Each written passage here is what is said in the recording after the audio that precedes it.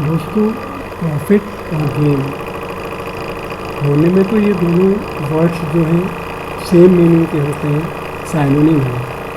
But actually practical life में इन दोनों words में काफ़ी डिफरेंस है। प्रॉफिट एंड गेन की बात कर रहा हूँ मैं। और अगर आप लोग कॉमर्स बैकग्राउंड से हैं तो आप लोगों को इन दोनों वर्ड्स में जो एक्चुअल जो डिफरेंस है वो पता होना चाहिए। तो आइए दोस्तों, अपन शुरू करते हैं बिना लेट हुए कि प्रॉफिट एंड गेन में क्या डिफरेंस होता है। देखिए, difference between profit and gain. Profit जो होता है वो आपका जो मेन कोर बिजनेस होता है उसमें होता है आप लोगों को। यानी कि अगर आप सपोज कर रहे हैं कि लोग एक इलेक्ट्रिक की शॉप रन करते हैं, लाइट का सामान आपके यहाँ मिलता है, या इलेक्ट्रॉनिक आइटम पकड़ लेते हैं अपन, TV, fridge, washing machine, iron, LED TV वगैरह हुआ।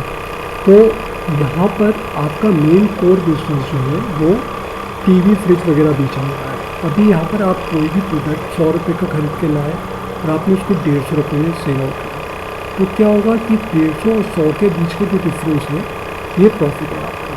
बहुत ईजी है, अपन लोग गेन भी यही समझते हैं। अभी नॉर्मली क्या होता है, अपन समझते हैं गेन भी यही है, लेकिन दोस्तों यहाँ पर डिफरेंस है।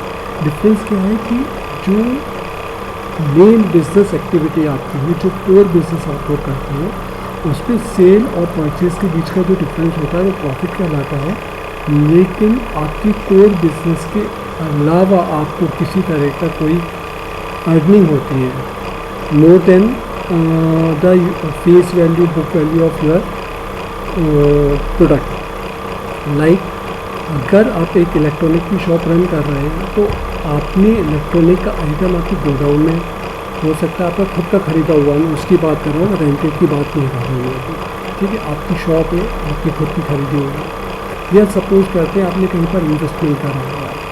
ठीक है, तो आपने कहीं पर कोई इन्वेस्टमेंट करा हुआ है, 1 लाख रुपये का इन्वेस्टमेंट है और आपको वो बढ़कर 1.5 लाख रुपये हो गया, लेकिन ये आपका मेन कोर एक्टिविटी नहीं है, आपने इन्वेस्टमेंट करा हुआ है। इन्वेस्टमेंट आप जब करते हैं तो वो एक लॉन्ग रन में जाकर या रेगुलरली नहीं होता है वो आप लोग उससे प्रॉफिट अर्न कभी कभी करते हैं।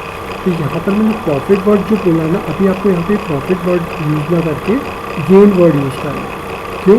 क्योंकि ये आपका कोर एक्टिविटी यानी कि मेन बिजनेस एक्टिविटी नहीं है। जहाँ पर मेन बिजनेस एक्टिविटी जो होती है आप लोग वो कर रहे हैं, अगर तो जो बिज़नेस से रिलेटेड है, जो बिज़नेस में आपको हो रहा है, वहाँ पे सेल वैल्यू और परचेज वैल्यू के डिफरेंस प्रॉफिट कहलाता है।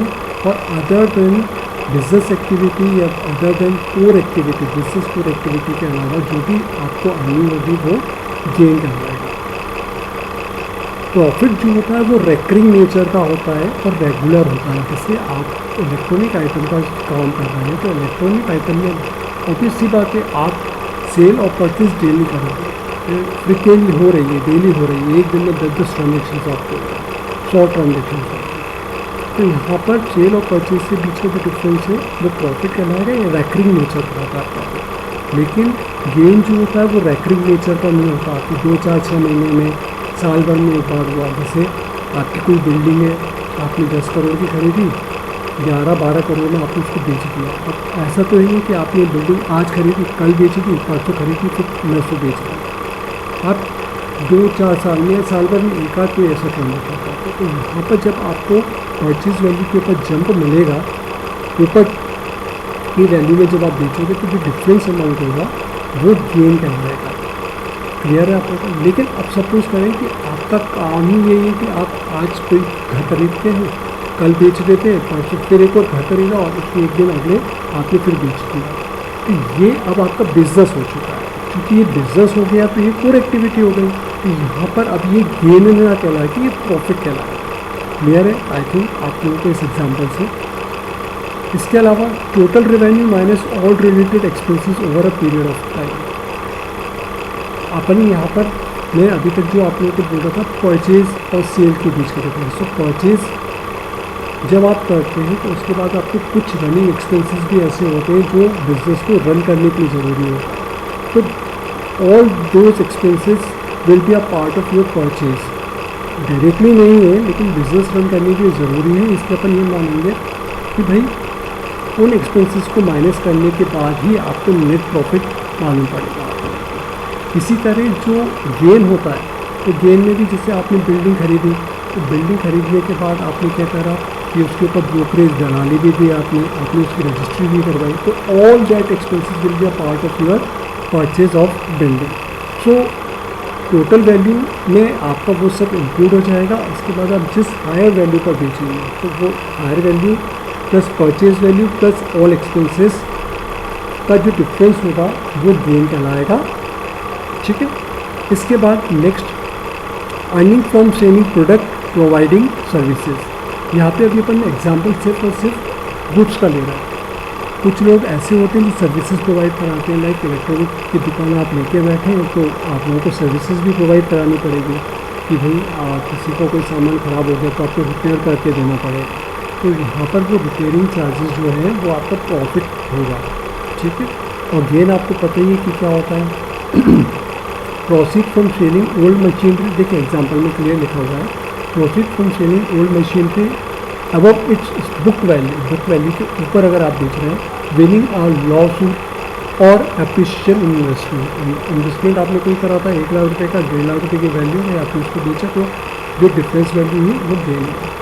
तो कुल मिला के ये कि कोर एक्टिविटी जो आपका मेन बिजनेस एक्टिविटीज़ है वो उसमें sale value minus purchase value plus all expenses का जो डिफरेंस होगा वो प्रॉफिट कहलाएगा। उसी तरह गेन जो है वो नॉन रेकरिंग नेचर का है, नॉन कोर एक्टिविटी है, तो उसमें भी वहाँ पर sale value minus purchase plus expenses जो होगा वो आपका गेन कहलाएगा। Reported as operational income in the income statement. जो यहाँ पर आप लोगों को जो प्रॉफिट होता है वो कहाँ पर शो करना है, प्रॉफिट एंड लॉस अकाउंट में ऑटोमेटिकली आ जाएगा आपका। लेकिन क्या है कि ये recording as income other income after the operating profit section in the income statement is completed. Profit and loss statement बनाने के बाद एक स्टेटमेंट और होता है जिसमें अदर इनकम जो होती हैं आपकी वो एड ऑन करी जाती हैं।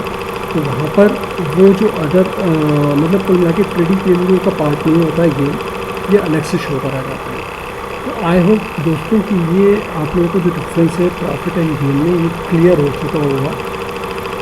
प्रॉफिट एंड गेन दोनों का मीनिंग सेम है, दोनों साइनोनिम्स हैं, दोनों प्रॉफिट की मतलब डिफरेंस जो अमाउंट की बात कर रहे हैं वो क्या है, sale minus purchase plus expenses, दोनों में वही हो रहा है। लेकिन फर्क सिर्फ इतना सा है कि जो कोर एक्टिविटीज़ में जो आपको डिफरेंस अमाउंट है वो जो रेकरिंग नेचर का है, रेगुलर हो रहा है, वो आपका प्रॉफिट कहलाएगा। और जो नॉन रेकरिंग नेचर का है या नॉन कोर एक्टिविटी की जो बिजनेस एक्टिविटीज़ है वो आपका गेन कहलाएगा। Okay guys,